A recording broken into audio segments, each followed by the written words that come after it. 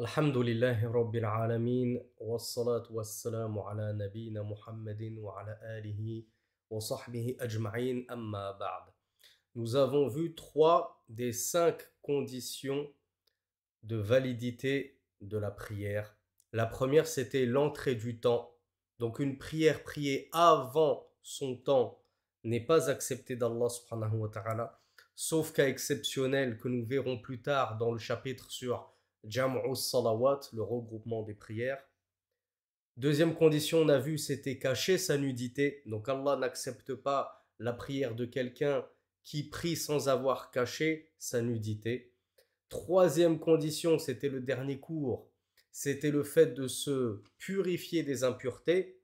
Alors aussi bien l'impureté qu'est al-hadath par al-wudu, par les ablutions, que l'impureté qui, elle, est bel et bien matérielle, al-najas. Et aujourd'hui, nous allons voir la quatrième condition qui est istiqbal ou al-qibla.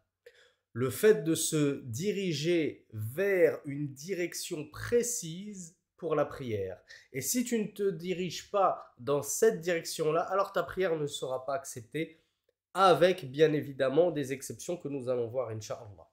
Donc, Cheikh Fawzan, hafidhahullah, nous dit Ash-shartu ar-rabi' istiqbalu al-qibla. Quatrième condition de validité de la prière, c'est le fait de se diriger vers, de faire face à al-qibla. La qibla, c'est la direction de la prière. ومن شروط الصلاة استقبال القبلة وهي الكعبة المشرفة سميت قبلة لإقبال الناس عليها ولأن المصلي يقابلها قال تعالى فول وجهك شطر المسجد الحرام وحيث ما كنتم فولوا وجوهكم شطره. Cheikh Fawzan nous dit parmi les conditions de la prière, il y a le fait de faire face à Al-Qibla. Il nous dit la Qibla, c'est Al-Kaaba. C'est la maison sacrée d'Allah subhanahu wa ta'ala, Al-Kaaba, qui se trouve à la Mecque, qui se trouve en Arabie Saoudite actuelle. Elle a été appelée Qibla. La Kaaba, elle a été appelée Qibla parce que An-nas yuqbiluna ilayha. Al-iqbal ila, ça veut dire se diriger vers, faire face à. Donc voilà pourquoi elle a été appelée qibla, parce que la racine qibla dans la langue arabe connote le fait de faire face à quelque chose et se diriger vers quelque chose. Et parce que le prieur lui fait face. Allah subhanahu wa ta'ala nous dit dans sourate La Vache, verset 144, tourne donc ta face en direction de la mosquée sacrée, c'est-à-dire en direction de la Kaaba. Et où que vous soyez, tournez vos faces dans sa direction. Donc ici, on le rappelle indubitablement, lorsqu'Allah emploie siratul amr, lorsqu'Allah emploie l'impératif dans le texte coranique, cela indique une obligation. Sauf exception à la règle, bien évidemment. Donc Allah nous a donné un ordre. Fawalli wajhaka. Dirige ta face. Wa haythu ma kuntum. Où que vous soyez, dirigez vos faces. C'est de l'impératif qu'Allah a utilisé. Ça veut donc dire que c'est une obligation de se diriger face à la Kaaba pour pouvoir prier. Faman qaruba min al-Kaaba. Celui qui va se trouver proche de la Kaaba, comme ceux qui habitent justement à la Mecque, ceux qui partent en pèlerinage, wakana yaraha, et qu'ils la voient de tes propres yeux, tu vois la Kaaba tellement tu es proche d'elle. Wajaba alayhi istiqbalu nafs al-Ka'bati bi jami'i badanihi. À cet individu précis qui est proche de la Kaaba, qu'il la voit de ses yeux, il lui est obligatoire de se diriger précisément en face de la Kaaba. Lui, il n'a pas le choix et il n'a pas de marge d'erreur. Pourquoi il n'a pas de marge d'erreur? Car il la voit la Kaaba. S'il se dirige 30 degrés à droite ou à gauche de la Kaaba, on lui dit ta prière n'est pas bonne. Pourquoi? Parce que tu ne t'es pas dirigé face à la Kaaba. Tu t'es dirigé dans une direction approximative alors que tu étais proche de la Kaaba et que tu la voyais. Donc toi, tu n'as pas cette latitude d'erreur, puisque tu la vois la Kaaba, tu dois lui faire face obligatoirement. C'est ta condition à toi, lorsque tu te trouves dans ce cas de figure, que tu vois la Kaaba tellement tu es proche d'elle. Cheikh Fawzan nous dit, tu dois lui faire face par tout ton corps. C'est pas tu tournes ton corps à 30 degrés par rapport à la Kaaba et en même temps ton visage tu le tournes face à la Kaaba. Non, Cheikh Fawzan nous dit c'est tout ton corps que tu dois tourner face à la Kaaba. Ensuite, Cheikh Fawzan justifie, il nous dit لأنه قادر على التوجه إلى عينها قطعا فلم يجوز له العدول عنها. Il lui est possible de se diriger pleinement et avec certitude face à la Kaaba puisqu'il la voit. Donc il ne lui est pas permis de s'en détourner. Deuxième cas de figure, وَمَنْ كَانَ قَرِيبًا مِنْهَا. Il y a quelqu'un qui est aussi proche de la Kaaba parce qu'il se trouve par exemple à la Mecque. لَكِنْ لَا يَرَاهَا. Mais lui il ne la voit pas. لِوُجُودِ حَائِلٍ بَيْنَهُ وَبَيْنَهَا. Pour une raison ou une autre. Il y a quelque chose qui fait obstruction entre lui et la Kaaba. Il y a un hôtel qui fait obstruction entre lui et la Kaaba. Il y a un magasin. Quoi que ce soit. Donc tu es proche de la Kaaba, cependant tu ne la vois pas à cause d'un obstacle qui t'obstrue la vue et qui t'obstrue la vision de la Kaaba. Ijtahada fi isabatiha. Lui, qu'est-ce qu'il doit faire? Il doit fournir un effort de réflexion, c'est ça, l'ijtihad, faire un effort de réflexion pour trouver la bonne direction de la Kaaba. Donc il doit faire des efforts pour trouver la direction de la Kaaba. Par exemple, il voit tout un tas de gens qui prient dans cette direction-là.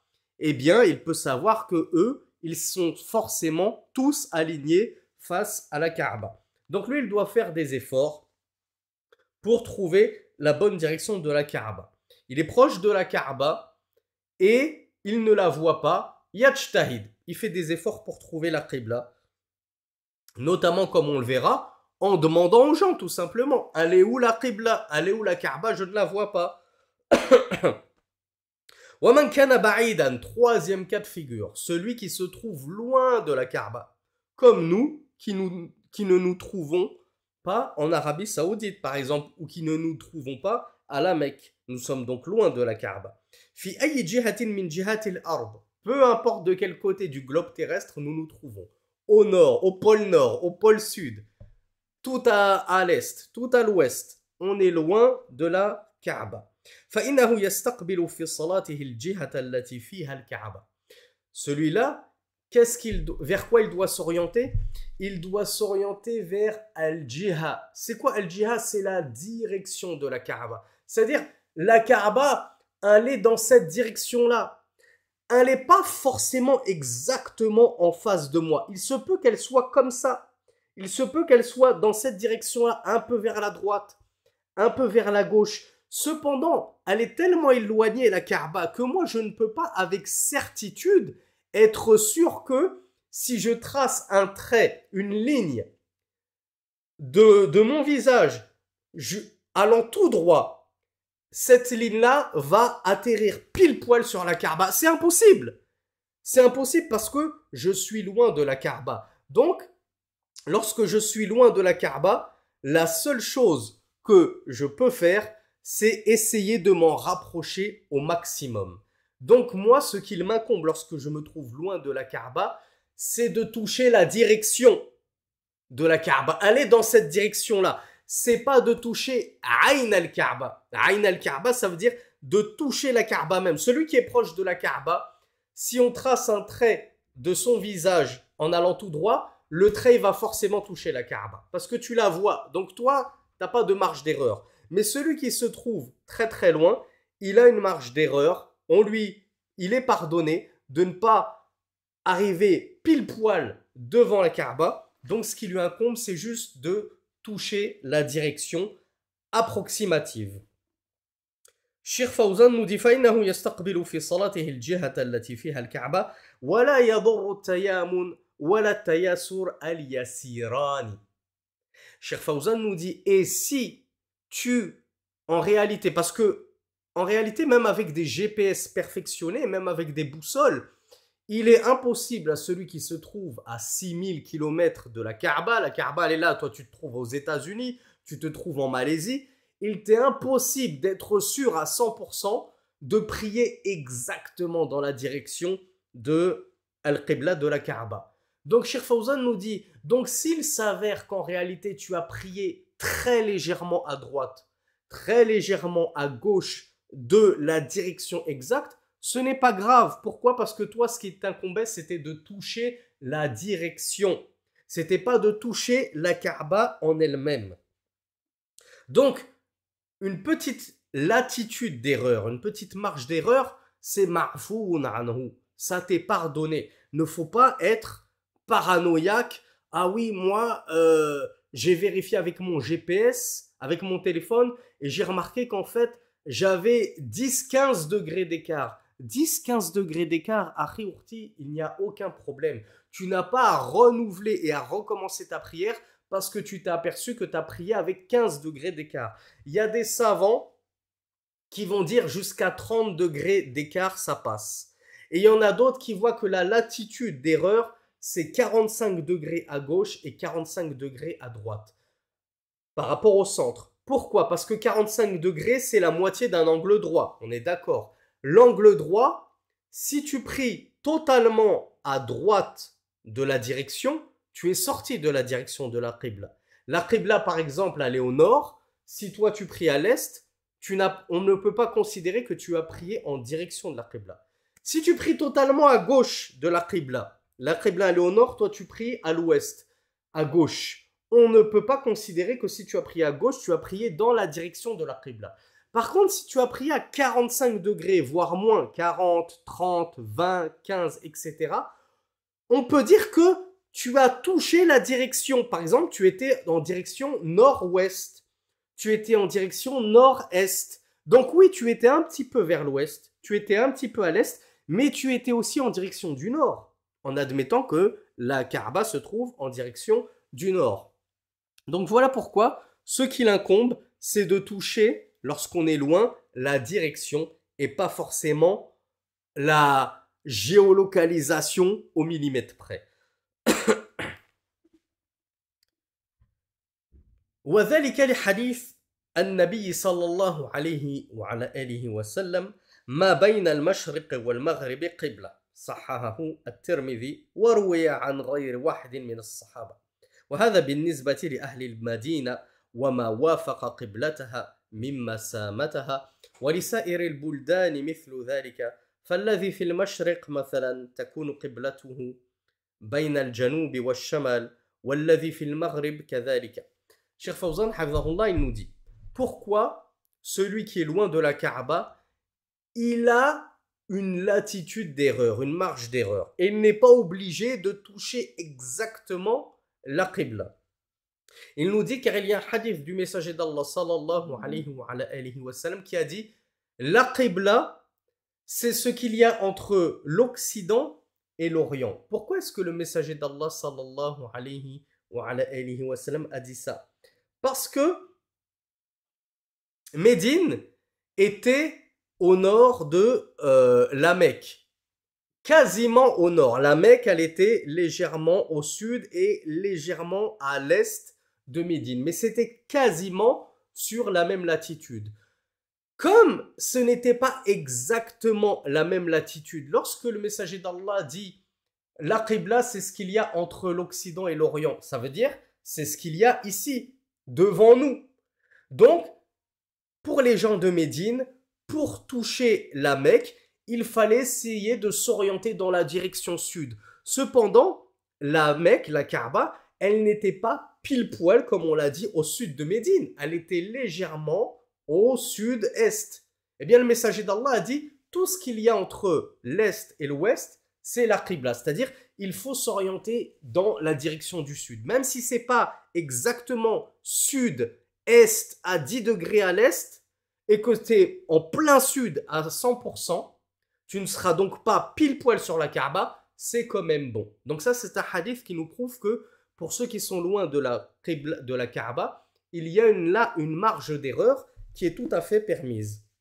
Cheikh Fawzan, hafidhahullah, nous dit que ce hadith, ce qu'il y a entre l'Est et l'Ouest, c'est la Qibla, c'était bien sûr pour les gens de Médine. Rasulullah s'adressait aux gens de Médine, qui se trouvaient donc quasiment pile poil au nord de la Mecque. Cependant, celui qui se trouve quant à lui à l'est de la Mecque, ou bien à l'ouest de la Mecque, eh bien lui, on lui dira, ta direction, ta Qibla, c'est ce qui se trouve entre le nord et le sud. Tu dois essayer de toucher la direction de l'est. Tu dois essayer de toucher la direction de l'ouest. Et ceci a donc été rapporté du messager d'Allah, et Cheikh Fawzan nous dit, ça a été rapporté de plus d'un compagnon du messager d'Allah, sallallahu alayhi wa alihi wa sallam. فَلَا تَصِحُّ الصَّلَاةُ بِدُونِ اسْتِقْبَالِ الْقِبْلَةِ. Donc, la prière, elle n'est pas obligatoire, nous dit Cheikh Fawzan, si tu ne fais pas face à la Qibla, avec une marge d'erreur plus ou moins grande selon les savants, pour ceux qui se trouvent loin de la Qibla. Cheikh Fawzan, lui, nous a dit qu'il y avait une marge d'erreur yassiran. Il n'a pas donné de degré près. Il n'a pas dit c'est 15 degrés la marge d'erreur, c'est 20 degrés. Il a dit tu as le droit à une petite marge d'erreur, yassiran. Il y a des savants qui ont donné des degrés précis. Il y en a qui ont avancé 30 degrés, etc. etc. Al-Muhim, l'important c'est que t'essayes toi de réduire cette marge d'erreur au maximum. Walhamdulillah, nous vivons maintenant dans une époque où on a tous des téléphones portables avec des boussoles intégrées. Et il nous est donc très facile de trouver la Qibla de manière assez précise. On n'est plus à l'époque où on devait s'orienter par rapport aux étoiles, aux champignons qui poussent sur les arbres pour trouver le nord, etc. etc. Donc, Cheikh Fawzan nous dit فَلَا تَصِحُّ الصَّلَاةُ بِدُونِ اسْتِقْبَالِ الْقِبْلَةِ لِقَوْلِ اللَّهِ سُبْحَانَهُ وَتَعَالَى وَحَيْثُمَا كُنْتُمْ فَوَلُّوا وُجُوهَكُمْ شَطْرًا. Donc, la prière n'est pas valide si tu ne t'es pas orienté face à la Qibla, en vertu de la parole d'Allah subhanahu wa ta'ala que nous avons vu dans la sourate Al-Baqarah, verset 144, et où que vous êtes, et où que vous soyez, dirigez vos visages dans sa direction, c'est-à-dire dans la direction de la mosquée sacrée. Aï fi barrin, ou jawin, ou bahrin, ou mashriqin, ou maghribin. Cheikh Fawzan nous dit, c'est-à-dire que tu sois à terre, sur la terre ferme, que tu sois en bateau, en direction du bled, que tu sois dans un avion, que tu sois à l'Occident ou à l'Orient, ou au pôle Nord ou au pôle Sud, dans tous les cas de figure, quasiment, on va voir quelques exceptions à la règle, tu dois t'orienter vers la Qibla.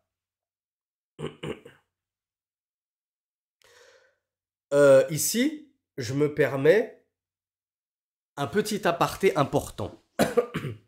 Parce que Cheikh Fawzan évoque le cas du bateau, le cas de l'avion, et on est parfois confronté à ça. Comment faire pour prier en avion? Comment faire pour prier en bateau lorsque je ne connais pas la Qibla? Premièrement, si tu te trouves à bord d'un avion ou d'un bateau d'une compagnie d'un pays islamique, musulman, n'hésite pas à demander au steward, à l'hôtesse de l'air si tu es une femme, qu'il demande au commandant de bord où se trouve la Qibla. Je me rappelle que un jour j'avais pris un avion en direction d'Alger et c'était les hôtesses de l'air, je crois, ou les stewards qui nous avaient eux-mêmes dit c'est l'heure du Maghreb. Le soleil vient de se coucher, c'est l'heure du Maghreb. Si vous voulez prier, priez. Et la direction, elle est dans telle direction. Y a des compagnies aériennes qui te permettent même de te lever du siège pour prier dans un petit coin. S'il t'est possible de quitter ta place pour aller prier exactement dans la direction de la Qibla suite aux indications du commandant de bord, alors il t'est obligatoire de faire cela. Fattaqullaha mastata'tum. Craignez Allah autant que vous le pouvez. Si tu as la capacité de remplir toutes les conditions de la prière, et parmi ces conditions, istiqbalul qibla, on le verra aussi parmi les conditions de la prière, c'est par exemple al-qiyam, le fait de se tenir debout. Donc si tu peux remplir ces deux conditions, tu n'as pas le droit de prier assis sur ton siège dans la direction opposée à la qibla, en te disant Allah ghafour, Allah il pardonne, c'est pas grave, je suis en voyage. Non, non, non, bien sûr que c'est grave, puisque tu as la capacité et la possibilité de le faire. Maintenant, il peut arriver qu'on n'ait pas la capacité de le faire. On n'a pas la capacité de nous lever pour aller prier dans un coin, parce que voilà, les stewards, les hôtesses ont dit c'est interdit. Ça, c'est réservé au personnel de bord. Chacun reste à sa place. S'il t'est possible, parce que tu as un espace suffisant devant toi, que tu es en première classe, ou alors tu es au Emirates Airways, ou je sais pas, des compagnies où il y a de la place, et que que tu peux te mettre debout, alors mets-toi debout. Encore une fois, tu n'as pas le droit de prier comme ça, de te simplifier la vie. Hop, je prie assis parce que je suis en avion, parce que je suis en bateau. Tu te mets debout si tu as la capacité de prier debout. Et je le reconnais, je l'ai expérimenté par moi-même. C'est vrai qu'il y a des compagnies super low cost, notamment Transavia. Lorsque tu dépasses 1,70 m, c'est même pas la peine de penser à te mettre debout. Tu te prends la tête sur le haut du cockpit, tu es complètement coincé et aplati entre ton siège et le siège qui est devant toi. Tu titubes. Donc, dans ces cas de figure où il t'est impossible de te mettre debout convenablement, et quand on dit impossible, c'est-à-dire que ça va engendrer la station debout un détournement de ton recueillement de la prière, parce que tu seras tellement en train de te concentrer à ne pas tomber que tu penseras même plus à ta prière, à ta fatiha, ce que tu racontes dedans. Donc si tu n'es pas capable de prier avec recueillement, méditation convenablement debout, alors oui, à ce moment-là uniquement, tu peux prier assis. Donc comme vous le voyez, il y a un ordre, il y a une échelle, les frères, à respecter. Et il y a une échelle, les sœurs aussi, à respecter. Ça vaut pour les frères comme pour les sœurs. On a dit, celui qui a la capacité d'aller prier dans un emplacement prévu à cet effet, dans l'avion, dans le bateau, il doit le faire. Et il doit notamment demander la direction de la qibla au personnel de bord. S'il n'a pas la capacité, il sort son téléphone, il regarde la qibla et il prie dans la direction de la qibla. S'il ne peut pas quitter son siège, il se met au moins debout et il essaye de prier en direction de la qibla. Si tu dois te tourner vers ton voisin, tourne-toi vers ton voisin, c'est pas grave. Faut pas se dire, ah, c'est la chouma, mon voisin, il va me voir prier comme ça devant lui. Craignez Allah. Craignez Allah plus que vous craignez d'avoir honte devant les gens. Tourne-toi à droite, tourne-toi à gauche, tourne-toi même derrière s'il le faut et prie debout. Ensuite, bien sûr, le recours, le soujoud, l'inclinaison, la prosternation, vous faites ce qu'on appelle al-ima, c'est-à-dire que vous mimez le geste. Vous vous penchez légèrement pour le recours et pour le soujoud, vous vous penchez encore plus puisque vous n'avez pas la capacité de vous prosterner directement sur le sol. Donc vous le voyez, Cheikh Fawzan nous rappelle que peu importe où tu te trouves, même si tu te trouves en avion, même si tu te trouves à bateau, tu dois quand même respecter cette condition qui est istiqbal ou al-qibla. Tu dois te tourner vers la qibla. Et si vraiment tu ne peux pas te tourner vers la qibla, alors Allah, oui, là, Allah Ghafour Rahim. Là, Allah, oui, il est pardonneur. Si le commandant de bord te dit on traverse une zone de turbulence, personne n'a le droit de se lever, etc., etc., tu pries, tant pis, même si tu n'es pas dans la bonne direction. Tu tournes au moins ton visage, tu tournes ton corps au maximum dans la direction, et Allah te pardonnera. Ça, bien sûr, c'est pour celui, ça peut arriver, et moi, ça m'est arrivé pas plus tard qu'il y a 3 semaines, de te trouver que ton vol se trouve à un horaire de prière où tu ne peux pas prier avant le décollage parce que l'heure de la prière n'est pas encore rentrée. L'heure de la prière, il rentre, notamment le Fajr, lorsque ton avion il est en vol, et ton avion ne se posera qu'après le shuruq. Donc tu es sûr que ton vol va te faire rater la prière. Tu ne peux pas la prier dans l'aéroport à l'aller, ni à l'aéroport au retour, parce que ce n'est pas le temps. Soit ce sera avant le temps, soit ce sera après le temps. Donc là, tu es coincé, tu es obligé de prier dans l'avion. Eh bien, comment tu fais? Tu fais comme on l'a dit, par étapes. Si je peux trouver une place adéquate et aménagée, je dois y aller. Si je peux me mettre debout, je me mets debout. Et si je peux m'orienter le plus possible dans la bonne direction de la qibla, je le fais. Je crains Allah autant que je le peux. Et je ne me dis pas, allez, c'est pas grave, ma'alish, je suis en voyage, Allah il pardonne. Donc, Cheikh Fawzan nous dit illa al-ajiz. Donc, donc il est obligatoire de se diriger en direction de la Qibla, sauf celui qui est dans l'incapacité de le faire pour une raison ou une autre. Il peut y avoir plein de raisons, comme on va le voir. Par exemple, tu es attaché sur un siège d'avion et tu n'as pas le droit de te mettre debout, ou bien tu n'as même pas l'opportunité, la place de te mettre debout, notamment nos frères qui mesurent, Allahumma barik, 1,85 m et quelques, ou bien tu es sur un lit d'hôpital, tu n'as pas la capacité de t'orienter vers la Qibla, etc. Et bien, Cheikh Fawzan nous dit إلا العاجز عن استقبال الكعبة كالمربوط أو المصلوب لغير القبلة إذا كان موثقا لا يقدر عليه فإنه يصلي حسب استطاعته ولو لم يستقبل القبلة لأن هذا الشرط يسقط عنه للعجز بإجماع أهل العلم. Ça, c'est important, mes frères. C'est une règle que vous devez apprendre. C'est une règle, comme l'a dit Cheikh Fawzan, Hafizahullah, qui fait objet d'unanimité entre les savants. C'est que si tu es dans l'incapacité de concrétiser et de remplir une condition de validité de la prière, cette condition saute tout simplement ad-dinu yusr. La religion est facilitée. Allah n'a pas placé pour vous de gêne dans votre religion, comme il nous le dit dans le Coran. Donc ne te tracasse pas. Tu ne peux pas remplir cette condition pour des raisons et des circonstances qui te dépassent, qui ne relèvent plus ça ne relève plus de ta volonté propre. Allah te les efface, ces conditions. Il te les ôte. Elles sautent. Donc Cheikh Fawzan nous dit, prenez l'exemple de celui qui ne peut pas se diriger vers la Qibla. Parce qu'il est attaché.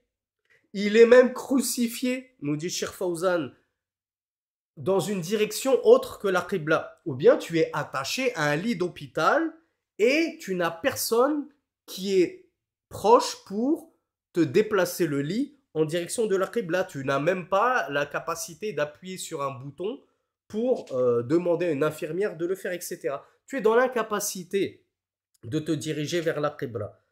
Eh bien, Cheikh Fawzan nous dit, tu pries dans ton état, dans la direction dans laquelle tu es. Même si tu es à l'opposé, à 180 degrés de la Qibla, ce n'est pas grave, cette condition saute. Et ceci est fait objet de consensus entre les savants, nous dit Cheikh Fawzan, Hafizahullah. Pourquoi? Parce que tu as craint Allah autant que tu pouvais. Tu as fait tout, tu as employé tous les moyens possibles pour prier dans la Qibla. Tu as essayé d'appeler une infirmière, tu ne pouvais pas, il n'y a pas d'infirmière. Tu es coincé sur ton lit d'hôpital.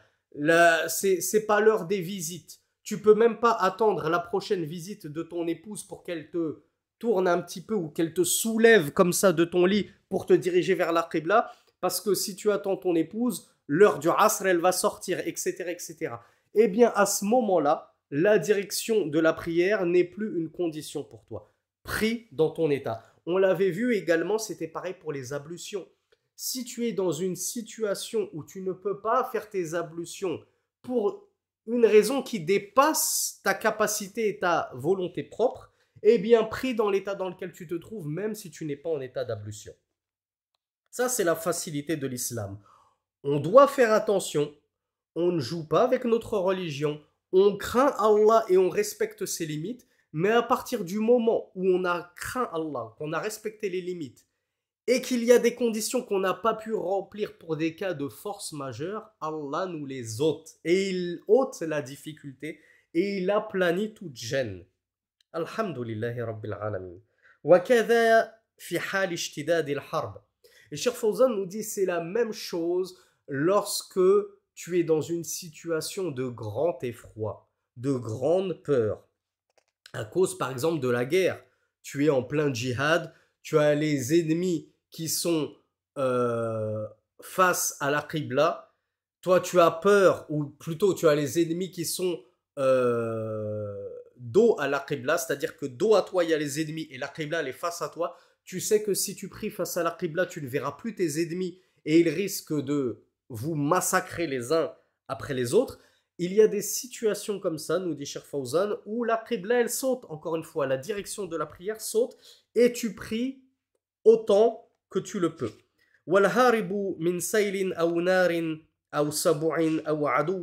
Celui qui fuit une bête féroce, celui qui fuit un torrent, celui qui prie, qui fuit un feu.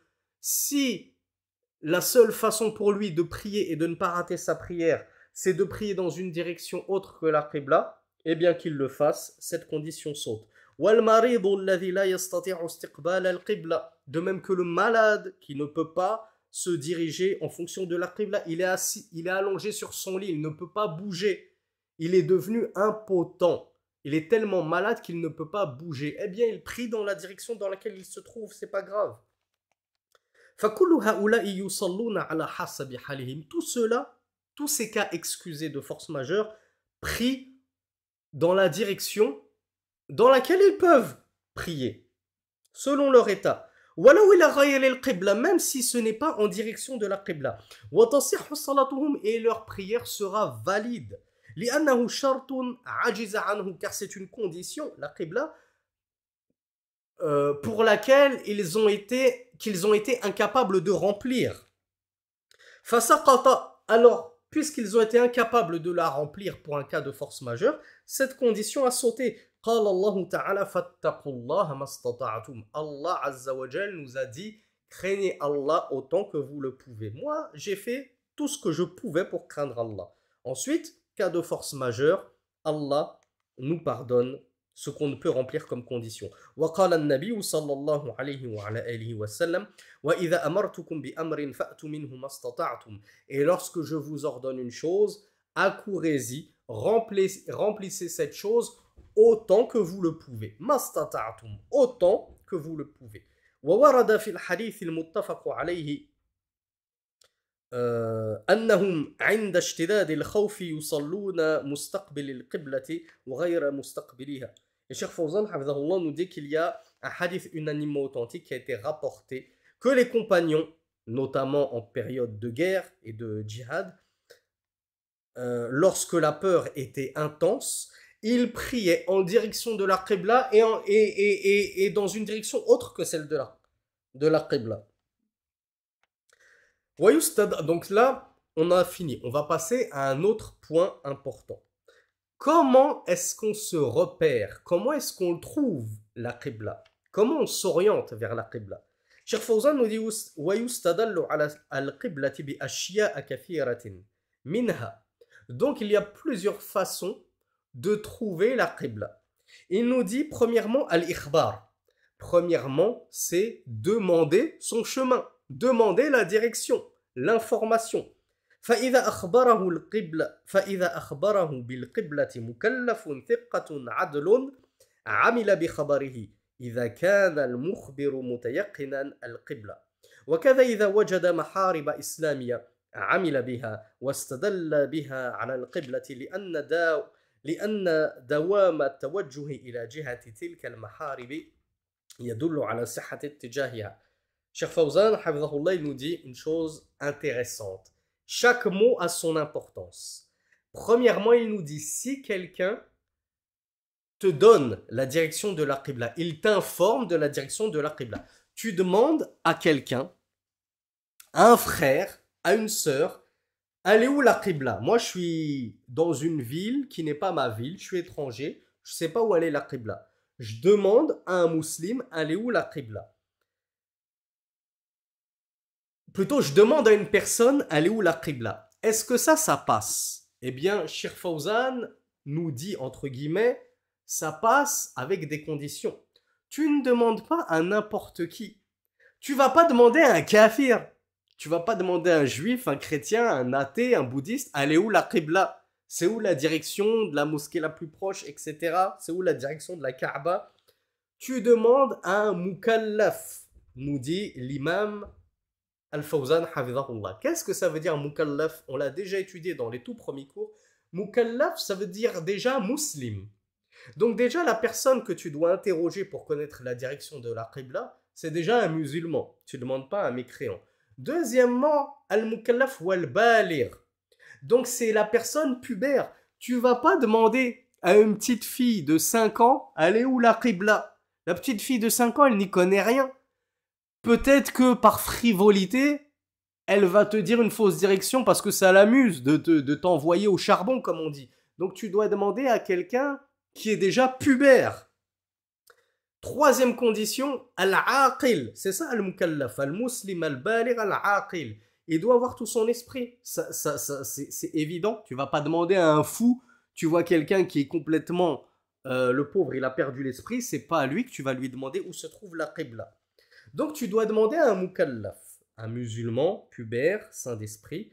Cheikh Fawzan rajoute thiqqatun adlun.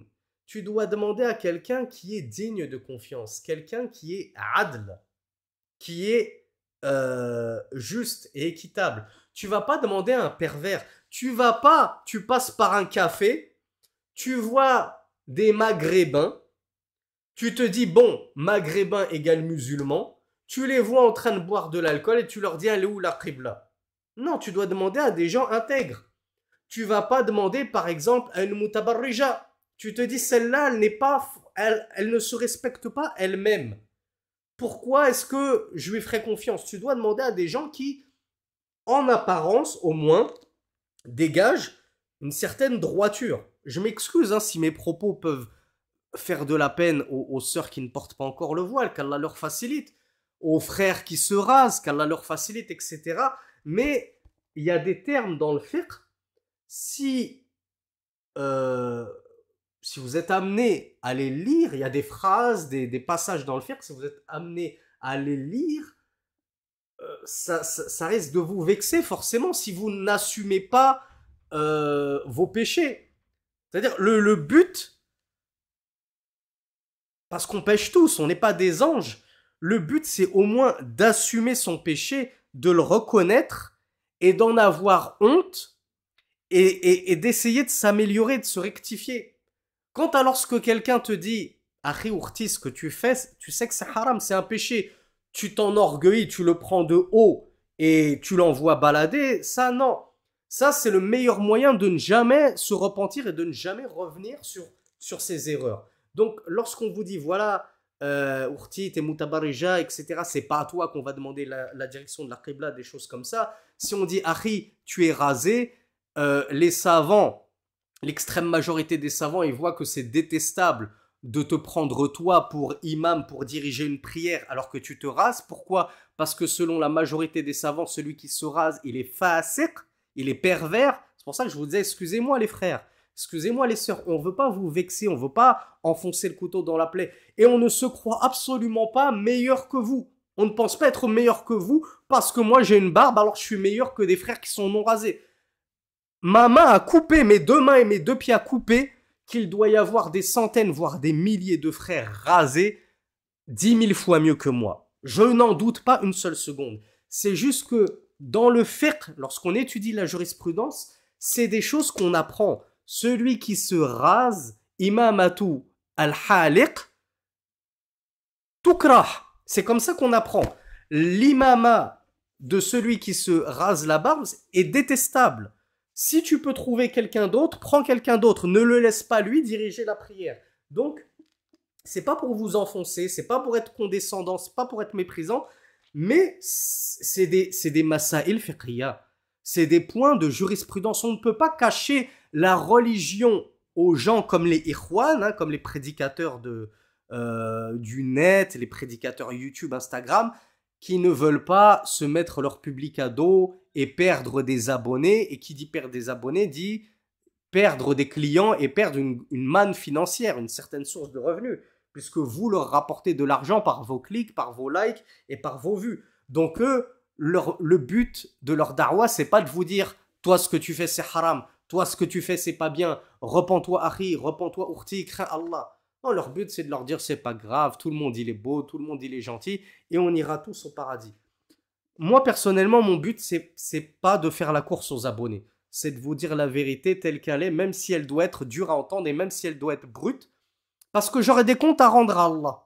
Allah me demandera pourquoi tu leur as caché la vérité aux gens. Tout ça pour avoir 1 million de followers. Est-ce que ces 1 million de followers, ils seront là pour sauver ma peau lorsque je vais comparaître devant Allah subhanahu wa ta'ala et que j'aurai à répondre de tous mes péchés, est-ce qu'ils me profiteront à quoi que ce soit? Donc, Cheikh Fawzan, hafidhahullah, nous dit donc le premier moyen de trouver la Qibla, c'est de demander son chemin, le chemin de la Qibla, à un musulman, si possible, intègre, pieux, vertueux, au moins en apparence. Hein. Nous, on ne juge que sur les apparences. On n'est pas tenu d'ouvrir les cœurs pour en voir ce qu'ils contiennent. Alors, si ce musulman-là ou cette musulmane-là t'a renseigné sur la direction de la Qibla, t'a dit la Qibla c'est là, œuvre selon son témoignage. Son témoignage, il est recevable. Bien sûr, si, nous précise Cheikh Fawzan, celui qui t'a informé de la direction de la Qibla, il est sûr de lui. Mais s'il te dit, je crois que c'est par là, ne prends pas son témoignage. Va demander à une autre personne jusqu'à ce que tu aies un musulman qui te dit, la Qibla c'est là. Je le sais, je la connais. J'habite ici, la Qibla c'est par là. Celui qui te dit, je crois, attends, je vais voir, je vais demander, lui, son témoignage, il n'est pas recevable. Ça doit être un témoignage qui émane d'une certitude, al-yaqin. Cheikh Fawzan nous dit de la même façon, si tu trouves des maharib, maharib, pluriel de mihrab. C'est quoi le mihrab? C'est le renfoncement qu'il y a dans certaines mosquées, dans le mur de certaines mosquées. Il y a un renfoncement comme ça en demi-arc de cercle, en arc de cercle plutôt, tout court, qui indique la direction de la Qibla. Si tu vois des mosquées ou des maharib islamiques qui indiquent la Qibla, tu peux œuvrer en fonction de ces maharib islamiques. Cheikh Fawzan nous dit car sinon, s'ils ne donnaient pas la bonne direction, ils auraient été détruits depuis longtemps.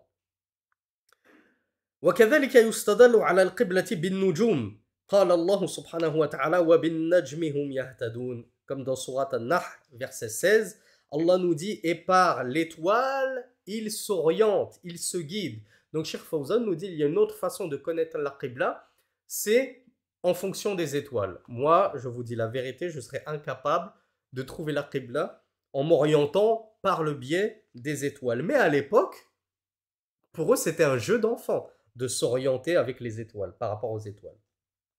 Donc ainsi se termine notre cours sur cette quatrième condition de la prière qui est l'orientation face à la Qibla, qui est Al-Kaaba, donc on le répète, la maison sacrée d'Allah subhanahu wa ta'ala à la Mecque. Notre prochain cours, Inch'Allah, portera sur An-Niyya, la dernière condition qu'a évoqué Cheikh Fawzan de validité de la prière, qui est l'intention. Et ça va être un cours, Inch'Allah, très important. Soyez au rendez-vous, Inch'Allah. Subhanakallahumma wa bihamdika, ashhadu an la ilaha illa ant, astaghfiruka wa atubu ilayk. Wassalamu alaykum wa rahmatullahi wa barakatuh. Wa akhiru da'wana anil hamdulillahi rabbil alamin.